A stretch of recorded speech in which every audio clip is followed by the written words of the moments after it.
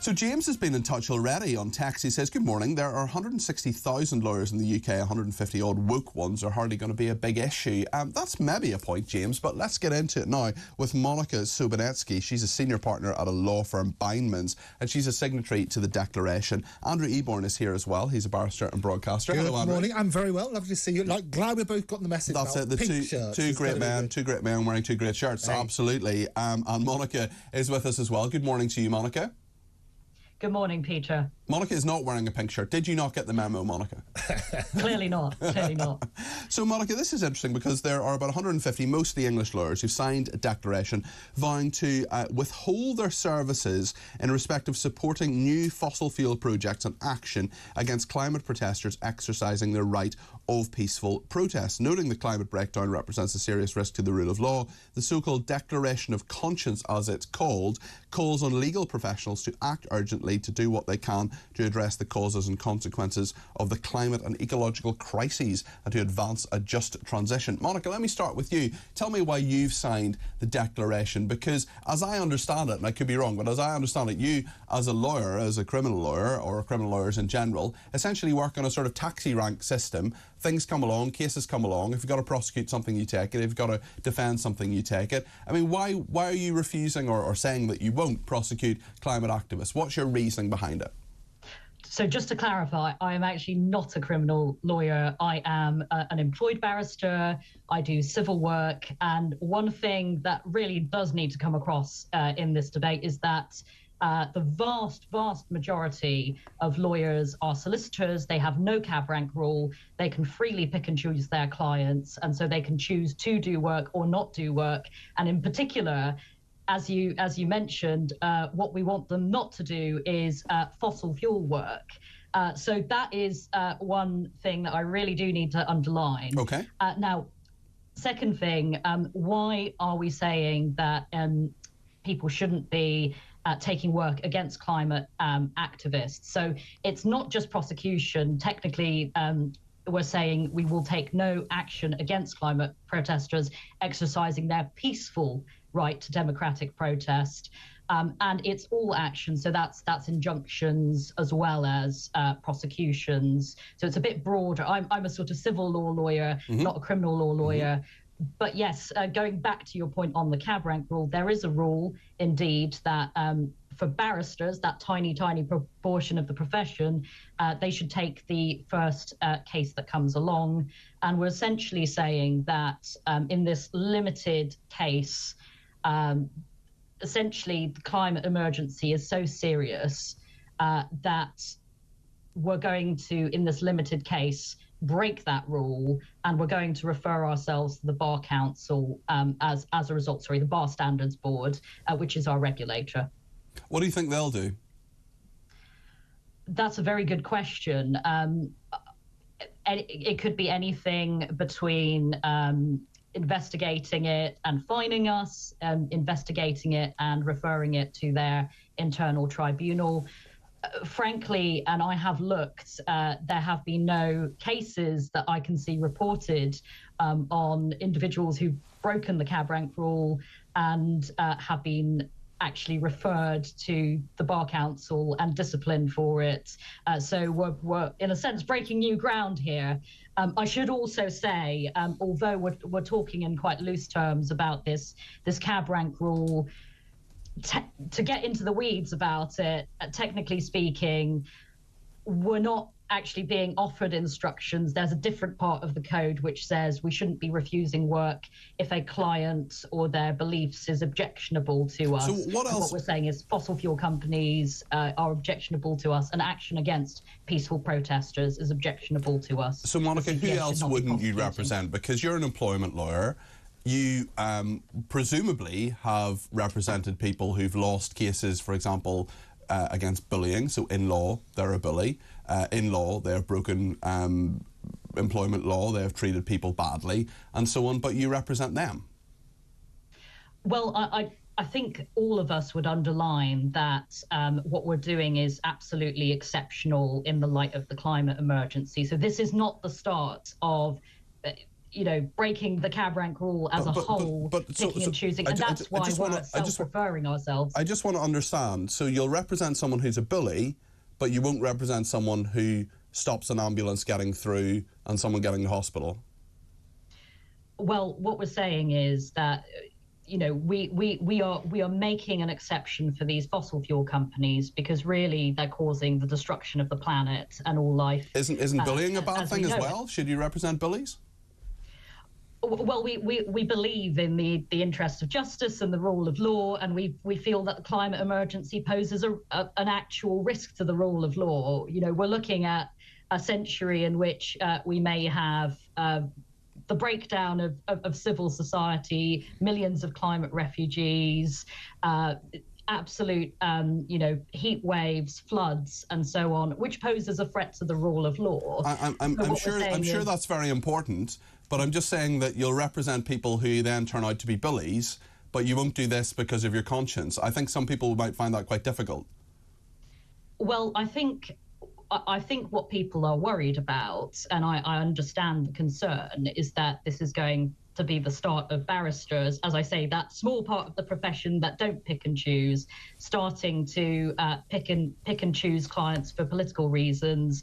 That's not what we're talking about here. Solicitors have always been able to pick and choose.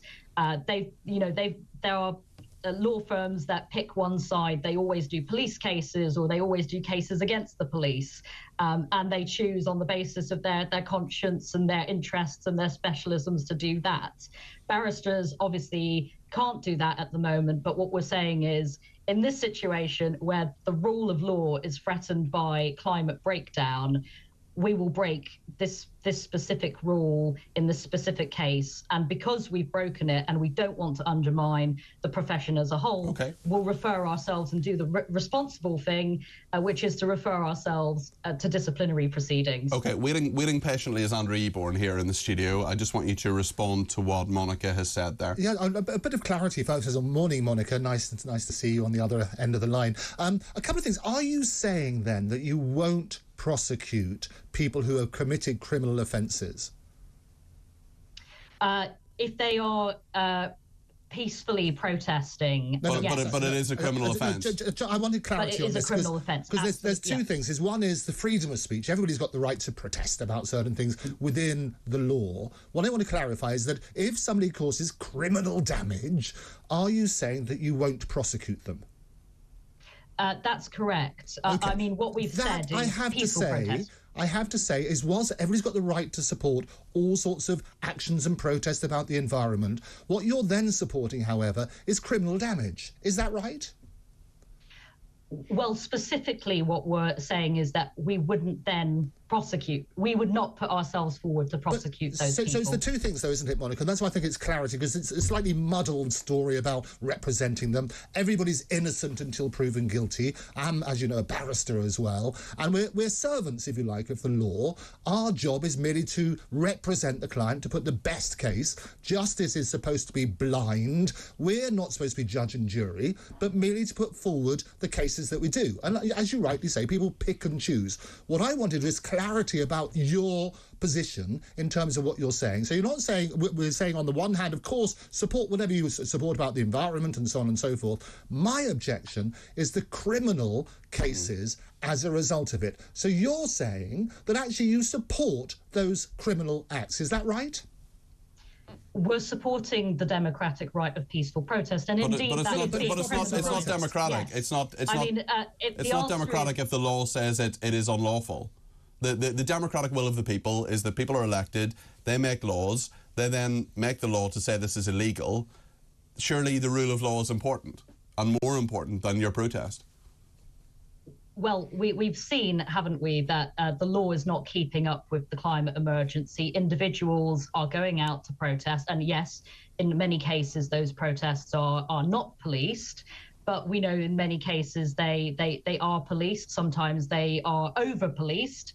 We've seen the Police Crime and Sentencing Bill, now the Public Order Act, coming into force, which will increasingly criminalise peaceful protest. And that's, you know, I'm not talking about protests which are like the what's going on and unfolding in France. Okay, we're talking about spraying paint on buildings and lying down in the road. Well, where do you draw the line? I mean, if someone lies down in the road or causes criminal damage, or maybe a better example is, you talk about your belief that climate change causes huge death and destruction.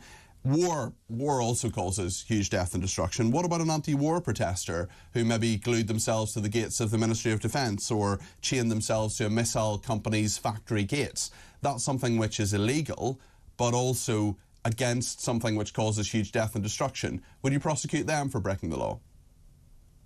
Well, we haven't made a statement to that effect. If that we're specifically focusing on the climate emergency because of the implications. That sounds to me like double standards, Monika. That sounds to me like double standards. Sounds to me you haven't got this clear in your mind, because that's a very similar, the scenario I've given you. What about someone who's broken the law while protesting against the government's new immigration law, or chained themselves to a migrant holding centre, or stopped ambulances while standing up for the rights of migrants? I mean, where do you draw the line here? Because presumably those are hypothetically very, very similar activities to what climate protesters have been up to. Where do you draw the line?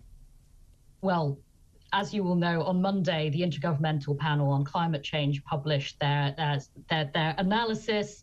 We're on in the UN chief's words, a climate highway to hell. It is an existential crisis for all of our society, all societies everywhere, potentially. We need to tackle it urgently. You're not answering my question, Monika. Monika, you're not answering my question. Where do you draw the line? Who do you represent? Who do you prosecute and who do you not prosecute? Because if you're excusing people for climate protest, which seems, I hope I'm characterising you in the right way, you wouldn't prosecute them for that.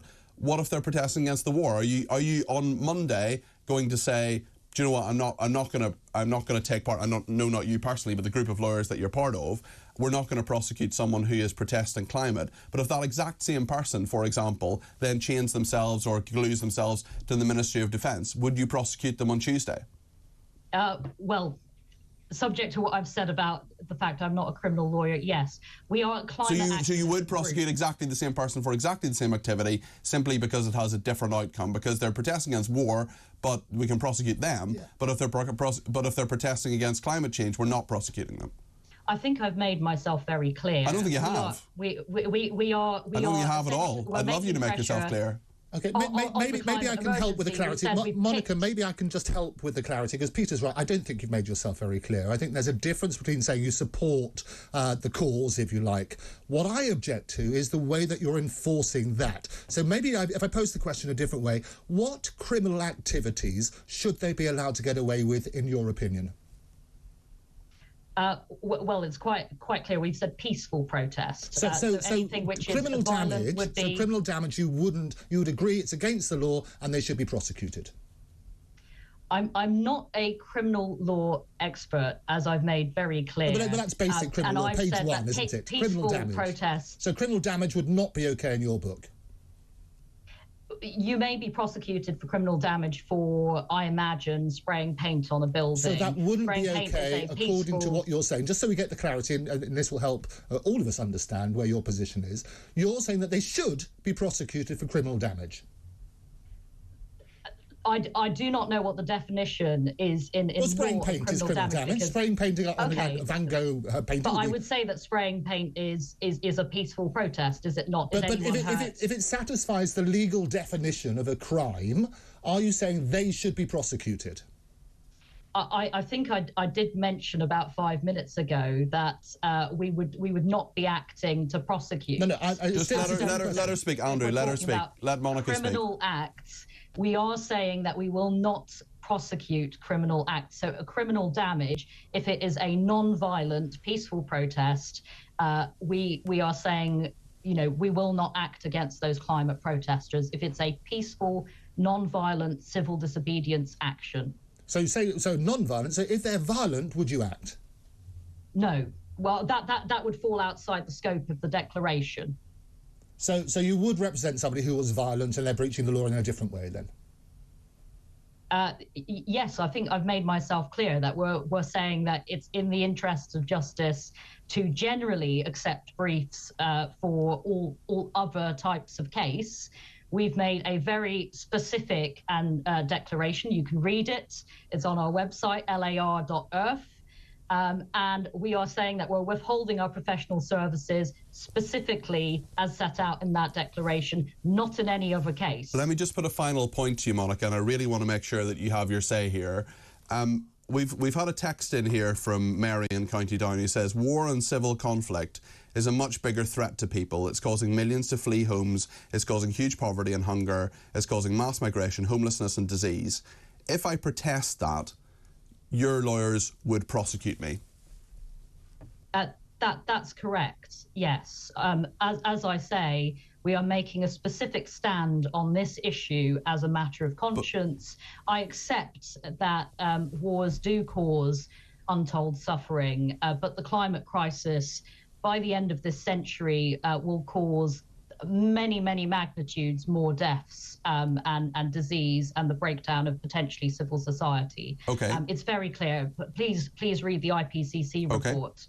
Okay, Monika, we're just going to go to a break, but we've got a couple more seconds. I just want to make sure you absolutely have had your say here, because we have a lot of opposition from people coming in here. I just want to give you another 30 seconds if you want to make a final point before we end the item. Monika, is there anything else you'd like to say?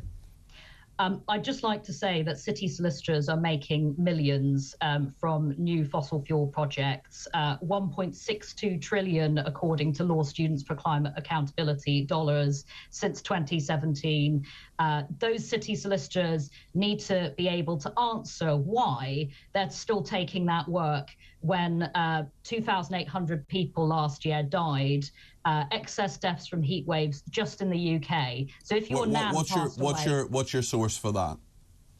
That was the ONS statistics. They were published in October 2022. Okay, Monika, thanks for your time this morning. Monika Sobiecki, she's a senior partner at Bindmans and a signatory to the declaration. We heard a little bit from Andrew, but I want to hear more from him after this. He's saying he's actually doing our paper review this morning as well, so we'll hear more from him on this particular topic in just a second, and I want to hear your thoughts as well. 0344 499 1000. You can text me on 87222 or tweet me at TalkTV.